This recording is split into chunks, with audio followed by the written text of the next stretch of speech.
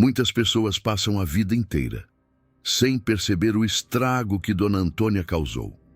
Elas sentem que algo está errado, que existe um vazio profundo, que seus relacionamentos simplesmente não funcionam. Mas nunca conectam esses pontos. Nunca ligam os fatos à figura materna. Porque questionar a mãe parece um sacrilégio, algo quase proibido, parece errado, quase uma ingratidão. Carl Jung passou décadas estudando o impacto das mães na formação da psique. E ele identificou exatamente 3 coisas que revelam se uma mãe causou dano narcísico. 3 marcadores que aparecem na vida adulta. 3 sinais que a maioria das pessoas ignora. Ou pior, justifica hoje.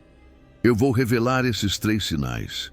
E quando você os reconhecer, vai entender muita coisa sobre a sua vida, sobre os seus relacionamentos, sobre os seus padrões, sobre aquele vazio que você nunca conseguiu explicar.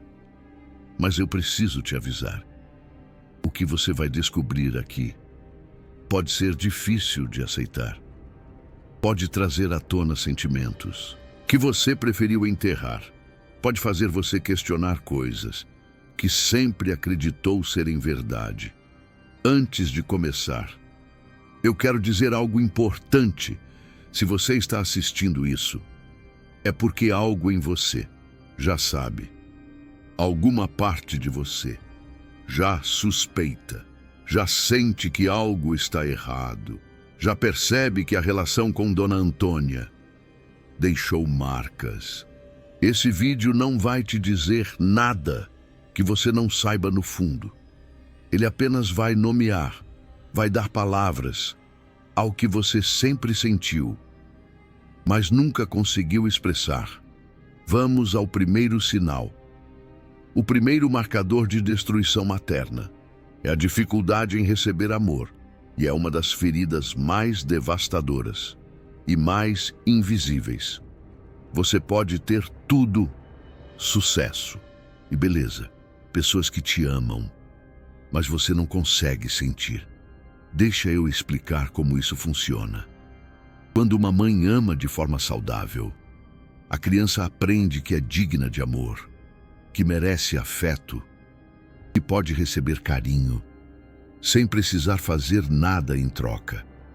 Esse aprendizado acontece nos primeiros anos de vida e forma a base de todos os relacionamentos futuros.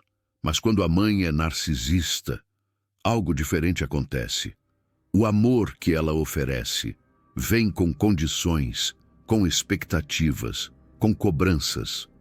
A criança aprende que amor é algo que precisa ser conquistado, algo que pode ser retirado a qualquer momento, algo perigoso. E essa criança cresce e se torna um adulto que não consegue receber amor. Quando alguém diz "eu te amo", ela sente desconfiança. Quando alguém oferece carinho, ela se retrai. Quando alguém quer cuidar dela, ela se sente sufocada. Isso acontece porque o sistema nervoso dela foi programado para ver amor como ameaça, como algo que vem com um preço, como algo que será usado contra ela. Jung chamou isso de a sombra materna. Dona Antônia se torna uma figura internalizada, que distorce a capacidade de receber amor. E essa figura não some quando a pessoa cresce. Ela continua lá, sussurrando, sabotando, destruindo relacionamentos. Você reconhece isso em você. Quando alguém te ama de verdade, você sente que não merece. Você espera a outra pessoa perceber seus defeitos e ir embora. Você sabota o relacionamento antes de ser abandonado. Você escolhe pessoas indisponíveis, porque o amor delas é mais fácil de tolerar. Esse é o primeiro sinal. A incapacidade de receber amor.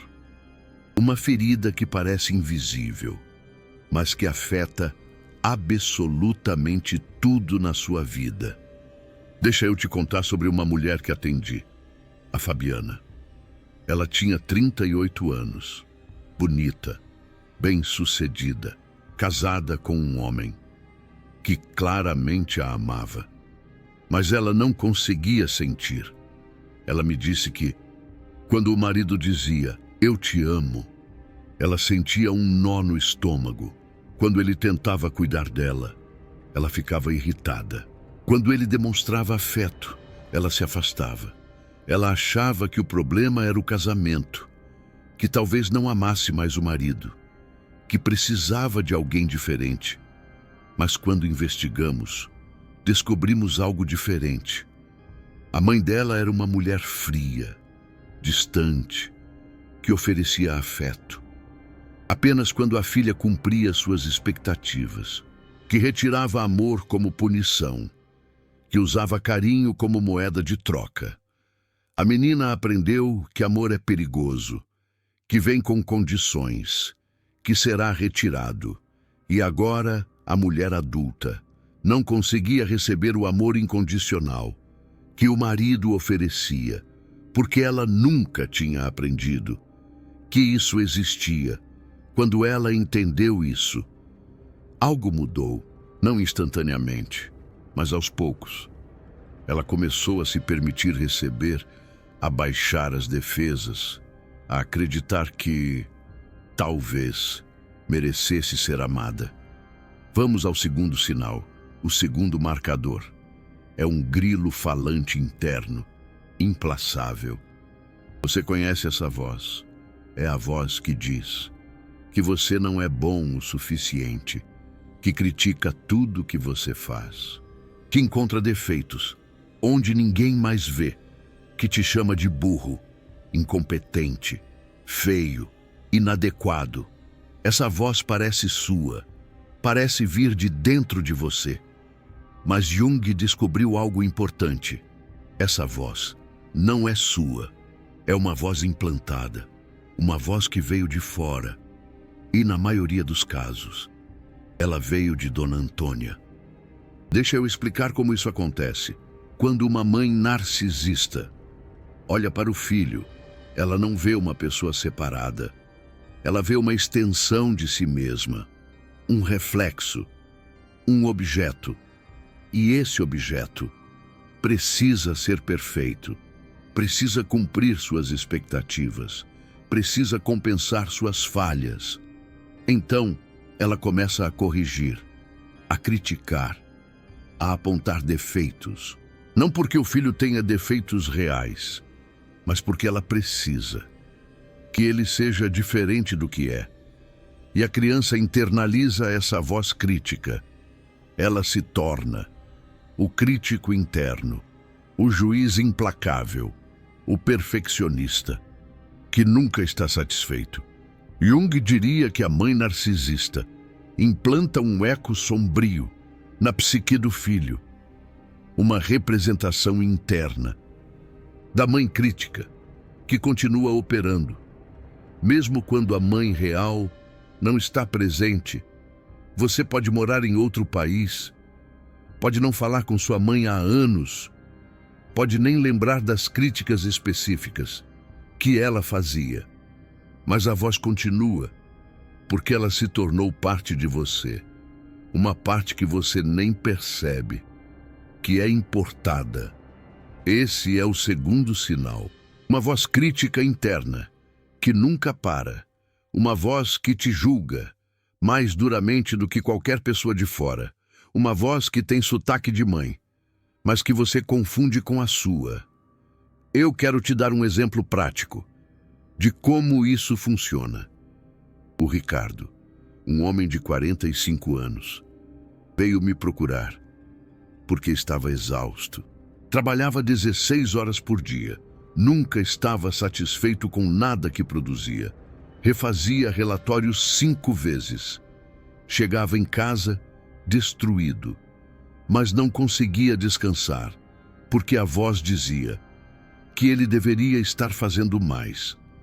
Quando perguntei de onde vinha essa voz, Ele disse que era dele, que ele sempre tinha sido assim. Perfeccionista, exigente, duro consigo mesmo. Mas quando exploramos sua infância, um padrão emergiu. A mãe dele criticava tudo. Suas notas nunca eram boas o suficiente. Suas conquistas nunca eram celebradas.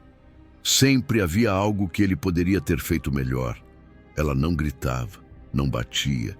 Ela simplesmente olhava, com aquele olhar de desapontamento, e dizia coisas como: "Você poderia ter se esforçado mais", ou "Eu esperava mais de você". Essas frases parecem inofensivas, mas, repetidas milhares de vezes ao longo de uma infância, essas mensagens se tornam a voz interna, o grilo falante, o juiz que nunca está satisfeito.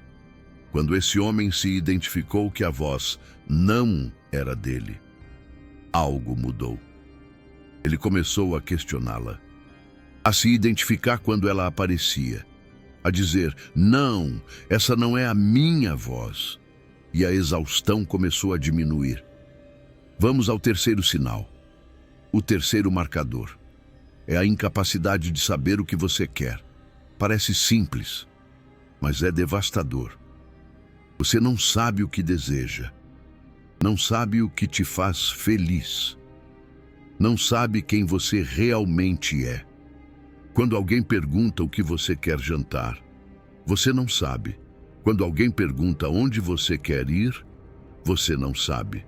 Quando alguém pergunta o que você quer da vida, você definitivamente não sabe. Isso acontece porque Dona Antônia não permitiu que você desenvolvesse uma identidade separada. Ela precisava que você fosse uma extensão dela, que quisesse o que ela queria, que sentisse o que ela sentia, que fosse o que ela precisava que você fosse. Carl Jung chamou isso de participação mística, uma fusão psicológica entre mãe e filho que deveria ter sido rompida na infância, mas que em famílias narcisistas nunca é. A criança não tem permissão de ter desejos próprios. Quando ela expressa uma vontade, Dona Antônia a ignora, ou a critica, ou a substitui por sua própria vontade. Aos poucos, a criança aprende que seus desejos não importam, que é mais seguro não querer nada, que é mais fácil perguntar o que os outros querem. E essa criança cresce e se torna um adulto que não tem contato com os próprios desejos, que não sabe o que quer, que vive a vida respondendo às expectativas dos outros, que se perde em laços porque assume a identidade do parceiro, que nunca sabe se as decisões que toma são realmente suas. Esse é o terceiro sinal, a perda do contato com o self verdadeiro. A incapacidade de saber o que você quer, a sensação de ser um camaleão, que muda de acordo com o ambiente, mas que não tem cor própria. Deixa eu ilustrar isso com mais um exemplo. Uma mulher de 32 anos veio me procurar em crise. Seu terceiro relacionamento tinha acabado. Todos os parceiros diziam a mesma coisa, que não sabiam quem ela realmente era, que ela parecia se moldar a eles, que não tinha opinião própria. Ela ficava confusa. Achava que estava sendo uma boa parceira, se adaptando, sendo flexível, mas na verdade ela estava desaparecendo. Quando exploramos sua infância, o padrão ficou claro. Sua mãe era uma mulher dominadora, que decidia tudo: o que a filha ia vestir, o que ia comer, com quem ia brincar, o que ia estudar. Toda vez que a menina tentava expressar uma preferência, era ignorada ou ridicularizada. Você não sabe o que quer. Eu sei o que é melhor para você. Deixa que eu decido. Aos poucos a menina parou de tentar, parou de querer, parou de ter desejos e se tornou uma mulher que não sabia quem era, que assumia a identidade de cada parceiro, que se perdia em cada laço. A cura para ela foi um processo lento de redescoberta, de aprender a perguntar: o que eu quero? de tolerar o desconforto de não saber, de aos poucos encontrar suas próprias preferências enterradas sob anos de silenciamento. Agora deixa eu falar sobre por que esses 3 sinais são tão importantes. Esses 3 marcadores estão interconectados. Que eles formam uma síndrome, um padrão que se repete na vida de filhos da sombra materna. Você não consegue receber amor porque aprendeu que amor é perigoso.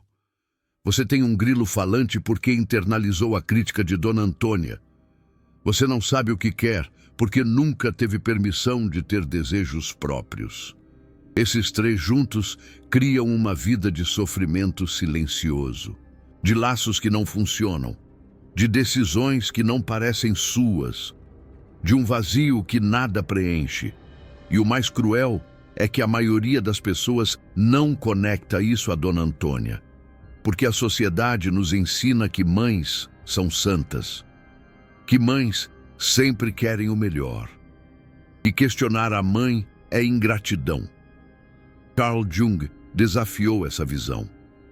Ele identificou que mães são seres humanos, com feridas, com sombras, com limitações, e que algumas mães causam danos profundos nos filhos, não necessariamente por maldade, mas por suas próprias feridas não curadas. Existe um tabu poderoso em torno da figura materna. A sociedade nos ensina desde cedo que devemos amar nossas mães incondicionalmente, que elas sempre querem o melhor, que qualquer crítica é ingratidão. Esse tabu protege mães amorosas, mas também protege mães destruidoras. Ele silencia filhos que foram danificados, faz com que sintam culpa por sentir raiva, faz com que duvidem da própria experiência. Carl Jung diria que esse tabu serve à sociedade, não ao indivíduo. Ele mantém a ordem social, mantém famílias funcionando, mantém crianças obedientes, mas ao custo de deixar feridas sem tratamento, de criar adultos quebrados que não entendem por que estão quebrados. Questionar a mãe não é ingratidão, é um ato de coragem. É o primeiro passo para a cura. É a única forma de se libertar da sombra materna. Eu quero falar agora sobre como esses sinais se manifestam em diferentes áreas da vida. No trabalho, a pessoa que carrega esses marcadores geralmente é perfeccionista. Trabalha demais. Nunca está satisfeita com o que produz. Tem dificuldade em aceitar elogios. Sente que é uma fraude esperando ser descoberta. O grilo falante não permite que ela descanse, que celebre conquistas, que se sinta competente. Nos laços românticos, ela escolhe parceiros que replicam a dinâmica materna, pessoas críticas, pessoas indisponíveis, pessoas que fazem ela se sentir inadequada. Quando encontra alguém que a ama de verdade, ela sente desconforto, sabota o laço, ou simplesmente não consegue se conectar. Nas amizades, ela tende a agradar demais, a colocar as necessidades dos outros acima das suas, a não saber dizer não, a se perder na identidade dos amigos, a se sentir usada, mas incapaz de estabelecer limites. Na relação consigo mesma, ela é dura demais, crítica demais, exigente demais. Nunca se sente boa o suficiente, nunca se permite descansar, nunca se dá permissão de simplesmente existir. Na saúde, ela pode desenvolver sintomas físicos que são manifestações da dor emocional. Dores crônicas, problemas digestivos, tensão muscular, fadiga constante. O corpo carrega o que a mente não consegue processar. Na espiritualidade, ela pode ter dificuldade em se conectar com algo maior, porque aprendeu que não merece amor, que é inadequada, que precisa se esforçar para merecer atenção. Essa crença contamina até a relação com o divino. Esses padrões parecem normais para quem vive com eles. A pessoa pensa que é assim que ela é, que nasceu assim, que é sua personalidade. Mas, na verdade, é a marca de Dona Antônia. A programação que foi instalada na infância. Carl Jung observou que a maioria das pessoas vive a vida inteira sem perceber essa programação. Elas repetem os mesmos padrões. Elas escolhem os mesmos tipos de parceiros. Sentem o mesmo vazio. E chamam isso de destino, de azar. De é assim que a vida é.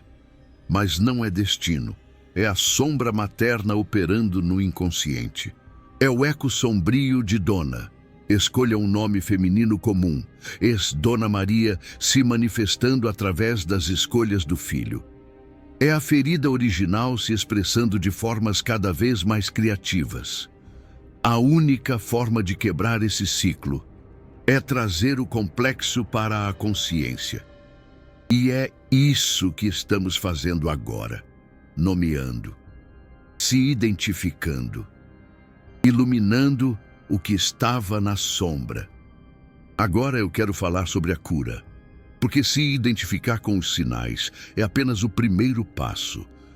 O primeiro passo da cura é exatamente o que você está fazendo agora.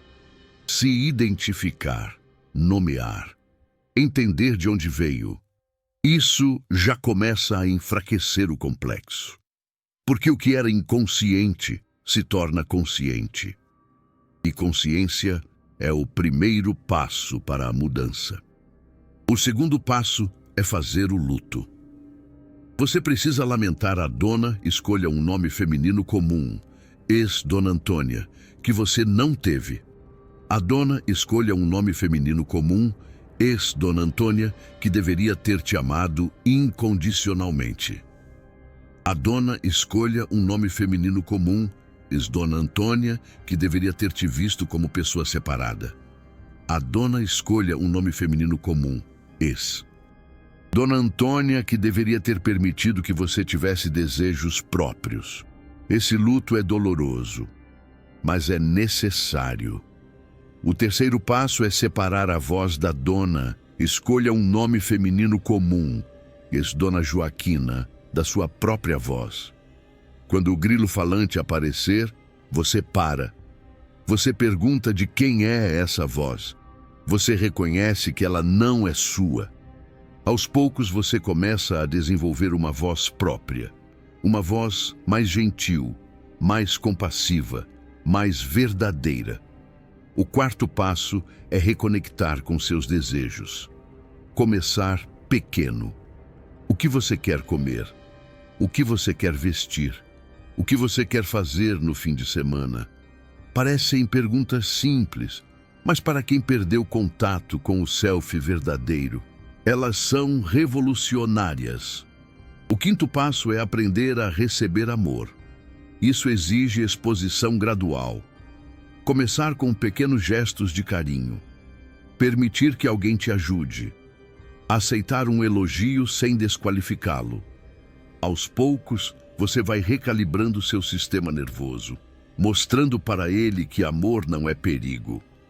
O sexto passo é encontrar testemunhas. Pessoas que vejam você de verdade, que reflitam seu valor real, que ofereçam o espelhamento saudável que sua Dona, escolha um nome feminino comum, Dona Bernadette, não ofereceu. Isso pode ser um terapeuta, um amigo verdadeiro, um parceiro amoroso, alguém que substitua o espelho distorcido da Dona. Escolha um nome feminino comum, Dona Bernadette, por um espelho mais verdadeiro. O sétimo passo é reparentalizar a criança interna. Você precisa se tornar a Dona, escolha um nome feminino comum, Dona Penha, que você não teve. Oferecer a si mesmo o amor incondicional que faltou, a validação que nunca veio, a permissão de ter desejos próprios. Isso parece estranho no início, mas é poderoso. Esse processo leva tempo. Você passou anos sendo programado pela sua Dona. Escolha um nome feminino comum, ex Dona Valdete. Não vai desfazer isso em semanas. Mas cada pequeno passo conta. Cada momento de consciência enfraquece o complexo. Cada escolha diferente cria um novo padrão. Carl Jung acreditava que a individuação exige confrontar o complexo materno. Separar-se psicologicamente da dona, escolha um nome feminino comum, Dona Cândida. Tornar-se uma pessoa inteira e autônoma. E isso é possível. Não importa quantos anos de dano você carrega. Eu quero falar sobre algo importante. Perdoar a dona, escolha um nome feminino comum, Dona Georgina, não é requisito para curar. Muitas pessoas acreditam que precisam perdoar para seguir em frente. Mas o perdão forçado pode ser mais uma forma de invalidar sua dor, de minimizar o que aconteceu.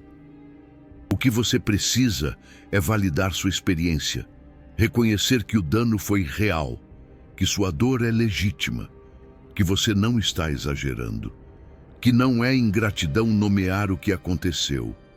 O perdão, se vier, virá naturalmente, como consequência da cura, não como pré-requisito. Você pode curar mesmo sem perdoar. Pode seguir em frente mesmo sem reconciliar. Pode se libertar mesmo sem a bênção da sua dona. Escolha um nome feminino comum, Dona Edith. Eu quero falar sobre algo que muitas pessoas perguntam. E se minha dona escolha um nome feminino comum? Dona Celina ainda está viva. E se ainda tenho que conviver com ela? Como lidar com isso? A resposta é que você pode curar mesmo mantendo contato com sua dona. Escolha um nome feminino comum, Dona Jandira. Mas isso exige limites claros. Exige consciência constante. Exige separar quem ela é de quem você está se tornando. Alguns filhos precisam se afastar completamente, pelo menos por um tempo, para ter espaço para curar, para desenvolver uma identidade separada, para ouvir sua própria voz sem a interferência da voz da dona. Escolha um nome feminino comum, Dona Odete. Outros conseguem manter contato reduzido, visitas ocasionais, conversas superficiais. Uma relação funcional que não é íntima, mas também não é ausente. Não existe resposta certa. Cada situação é única. O importante é que a decisão seja sua, não da sua dona. Escolha um nome feminino comum, Dona Dirce, não da sociedade, não do grilo falante que diz que você deveria ser uma filha melhor. Jung dizia que a individuação muitas vezes exige um período de separação dos pais, não necessariamente física, mas psicológica. Um tempo para se diferenciar, para descobrir onde a dona escolha um nome feminino comum, Dona Zulmira, termina e você começa. Isso pode parecer egoísmo, pode parecer ingratidão. O grilo falante vai te acusar de abandono, mas na verdade é o contrário. É autocuidado, é sobrevivência. É a única forma de se tornar uma pessoa inteira. Agora eu quero voltar aos 3 sinais e te dar algumas perguntas para reflexão. Sobre o primeiro sinal. Quando foi a última vez que você recebeu amor sem desconfiança? Quando foi a última vez que você acreditou genuinamente que alguém te amava? Você sabota relacionamentos quando ficam bons demais? Você escolhe pessoas indisponíveis porque é mais seguro? Sobre o segundo sinal. Você consegue identificar o grilo falante? Ele se parece com a voz da sua dona. Escolha um nome feminino comum, Dona Terezinha. Você se lembra de coisas específicas que ela dizia? Você percebe que trata a si mesmo como ela te tratava? Sobre o terceiro sinal. Você sabe o que quer?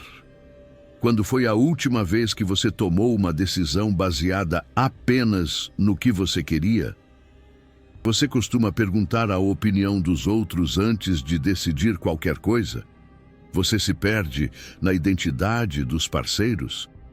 Essas perguntas não são para te culpar, são para te ajudar a ver, a se identificar, a nomear, porque o que você vê, você pode mudar. Eu quero falar sobre a transmissão geracional, porque o dano que sua dona, escolha um nome feminino comum, Dona Hortência, causou provavelmente não começou com ela. Ela provavelmente foi destruída pela mãe dela, que foi destruída pela mãe dela, e assim por diante. Jung observou que os complexos se transmitem de geração em geração, como uma herança invisível. A dona escolha um nome feminino comum, Dona Helena, narcisista, não escolheu ser assim. Ela foi formada por sua própria mãe narcisista. Ela está repetindo um padrão que talvez atravesse muitas gerações na sua família. Isso não a isenta de responsabilidade. O dano que ela causou é real. A dor que você sente é legítima, mas entender a cadeia geracional pode trazer uma perspectiva diferente.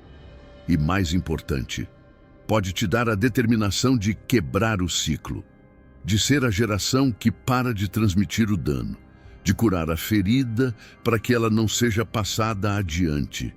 Se você tem filhos, ou pretende ter, essa é uma das motivações mais poderosas para a cura, não apenas por você, mas por eles, pelas gerações que virão depois de você. Carl Jung acreditava que quando uma pessoa cura um complexo, ela não cura apenas a si mesma, ela cura toda a linhagem, os ancestrais que carregaram essa ferida e os descendentes que poderiam tê-la recebido. Isso é um trabalho sagrado, um ato de coragem, uma revolução silenciosa que acontece dentro de você, mas que reverbera por gerações. Eu quero te contar sobre uma paciente, a Dona Benedita. Ela era mãe de uma menina de 6 anos, a pequena Terezinha. E Dona Benedita estava repetindo exatamente o que sua própria mãe tinha feito com ela. Ela criticava a Terezinha constantemente, não conseguia demonstrar afeto, esperava a perfeição de uma criança de 6 anos. E quando a Terezinha chorava, ela sentia raiva, não compaixão. Era como se visse a Dona Antônia ali, na sua frente. Quando ela percebeu o que estava fazendo, Dona Benedita entrou em desespero. Sentiu que era um monstro, que estava destruindo a filha, do mesmo jeito que foi destruída. A culpa era insuportável. Parecia um eco da Dona Antônia. Mas esse momento de crise foi o início da transformação. Ela começou a trabalhar suas próprias feridas, a confrontar a sombra materna, a separar a voz da Dona Antônia da sua própria voz. E aos poucos, algo mudou. Ela começou a olhar para a Terezinha com outros olhos, a ver uma criança que precisava de amor, não uma extensão dela, não um objeto, uma pessoa separada e inteira, como ela nunca tinha conseguido ser para Dona Antônia. A cura dela não foi apenas para ela, foi para a Terezinha, foi para os netos que ainda virão, foi para toda a linhagem. É como plantar uma árvore que dará frutos para as próximas gerações. Quando ela conseguiu abraçar a Terezinha sem reservas, quando conseguiu dizer, eu te amo, sem esperar nada em troca, quando conseguiu ver a Terezinha errar e sentir compaixão em vez de raiva, ela soube que tinha quebrado o ciclo, que a sombra materna não a dominava mais. E você pode fazer o mesmo. Eu quero terminar com algo que Jung disse. Ele afirmou que, até você tornar o inconsciente consciente, ele vai dirigir sua vida. E você vai chamar isso de destino. A sombra materna opera no inconsciente. Ela dirige suas escolhas, sem que você perceba. Faz você repetir padrões, escolher pessoas erradas, sabotar sua felicidade. É como se você estivesse preso em um roteiro que não escreveu. Mas, quando você traz o complexo para a consciência, tudo muda. Você não está mais no piloto automático. Você pode ver o padrão, pode questionar a voz, pode escolher diferente, pode reescrever a sua história.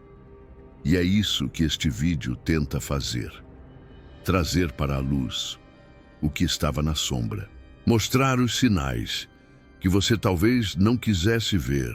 Dar nome ao que você sempre sentiu, mas nunca soube explicar. É como se estivéssemos te entregando um mapa para você encontrar o caminho de volta para si mesmo. Se você se identificou com os 3 sinais, não se desespere. Se identificar é o primeiro passo. E o fato de você estar aqui assistindo isso já mostra que algo em você quer mudar, quer curar, quer se libertar. Existe uma força dentro de você que te impulsiona para a frente. Eu quero te deixar com um exercício prático nos próximos dias. Observe quando os 3 sinais aparecerem na sua vida. Quando você rejeitar um gesto de carinho, pergunte-se se é o primeiro sinal. Quando o grilo falante aparecer, e pergunte-se se é o segundo sinal. Quando você não souber o que quer, pergunte-se se é o terceiro sinal. Esse exercício de observação já começa a enfraquecer o complexo, porque você está trazendo para a consciência o que estava operando no inconsciente. Você está vendo o padrão. E quando você vê, você pode escolher diferente. Você está retomando o controle da sua vida. A jornada de cura não é linear. Você vai ter dias melhores e dias piores. Vai ter momentos de clareza e momentos de confusão. O grilo falante vai resistir. A sombra materna vai lutar para sobreviver. Mas cada pequena vitória conta. Cada passo, por menor que seja, te aproxima da sua liberdade. Lembre-se de que você não é culpada pelo que foi feito com você, mas você é responsável pela sua cura. Ninguém pode fazer isso por você, nem mesmo a Dona Antônia, especialmente a Dona Antônia. A cura acontece quando você para de esperar que ela mude, quando você para de esperar o amor que ela nunca vai dar, quando você começa a dar para si mesma o que faltou. E de quando você se torna a mãe que você sempre precisou. Você merece ser amada, você merece ter uma voz própria, você merece saber o que quer, você merece existir como pessoa separada e inteira. Você merece ser você, e isso não depende da Dona Antônia, depende de você. Deixe nos comentários quantos sinais você reconheceu. E se esse vídeo te ajudou a entender algo, e compartilhe com alguém que precisa ouvir isso. Nos vemos no próximo vídeo.